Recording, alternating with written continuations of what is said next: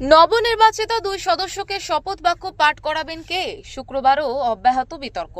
রাজ্যপাল সিভি আনন্দ বোস বৃহস্পতিবার রাতে শপথ বাক্য পাঠ করানোর জন্য ডেপুটি স্পিকার আশিস বন্দ্যোপাধ্যায়কে দায়িত্ব দেন। তবে আশিস বন্দ্যোপাধ্যায় জানিয়ে দিয়েছেন, স্পিকার যখন উপস্থিত রয়েছেন তখন তিনি এই দায়িত্ব পালন করতে পারবেন না। এদিকে স্পিকার বিমান বন্দ্যোপাধ্যায় শুক্রবার বিধানসভায় ঢোকার সময় স্পষ্ট জানান, সিদ্ধান্ত যা হওয়ার বিএ কমিটিতেই হবে।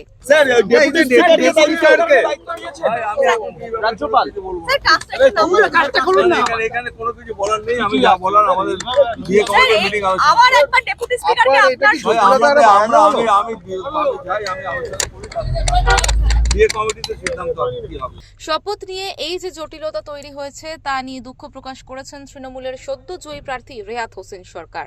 সংসদীয় গণতন্ত্রে যেটা আমরা জানি আর কি, যতক্ষণ পর্যন্ত যেখানে আপনার যে জায়গায় হোক না কেন সেই জায়গার কাস্টোডিয়ান বা হেড যিনি, তিনি যদি অনুপস্থিত থাকেন তাহলে পরে হয়তো ডেপুটি হোক বা উপ হোক যাই হোক, সেটা কিন্তু পরবর্তীতে তার উপর দায়িত্বটা ন্যস্ত হয়। কিন্তু এই ক্ষেত্রে যখন দেখলাম যে ডেপুটি স্পিকারকে দায়িত্ব দেওয়া হয়েছে, তো সেইখানে এখন দল এবং আমাদের সর্বোপরি স্পিকার আছেন, ওনারা সিদ্ধান্ত নেবেন যে আমরা কোন পথে বা ওনারা যাবেন বা আমরা এবার কী করবো সেটা ওনাদের।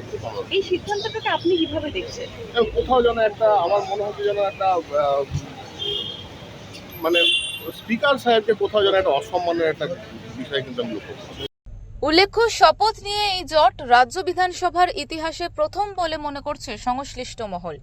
আশিস বন্দ্যোপাধ্যায়কে শপথের দায়িত্ব দিয়ে অবশেষে রাজভবনে শপথের সিদ্ধান্ত থেকে সরে আসলেন রাজ্যপাল, এমনটাই মত ওয়াকিবহাল মহলের।